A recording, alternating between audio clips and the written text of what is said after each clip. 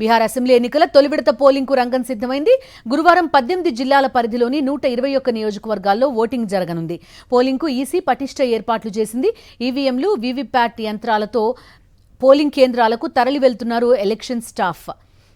తొలి విడతలో 121 నియోజకవర్గాలకు 1314 మంది అభ్యర్థులు బరిలో నిలిచారు.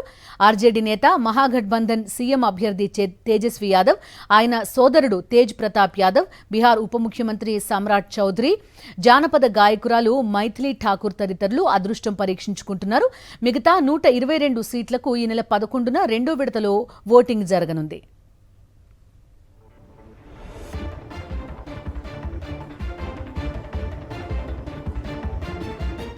బీహార్లో ఎప్పుడు ఎన్డీఏ, మహాగఠబంధన్ మధ్య పోటీ ఉండేది. అయితే ఈసారి ప్రశాంత్ కిషోర్ సారథ్యంలోని జన్ సురాజ్ పార్టీ ఎన్నికల రంగంలో దిగింది.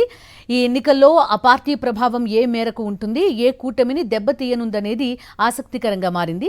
ఈ నెల 11న తుది దశ పోలింగ్ తర్వాత 14వ తేదీన ఓట్లు లెక్కించి ఫలితాలు వెల్లడించనుంది కేంద్ర ఎన్నికల సంఘం.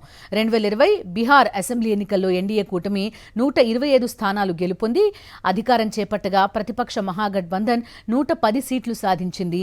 ఈసారి బీజేపీ నేతృత్వంలోని ఎన్డీఏ 160కి పైగా సీట్లు సాధిస్తుందని కేంద్ర హోంమంత్రి అమిత్ షా ధీమా వ్యక్తం చేశారు.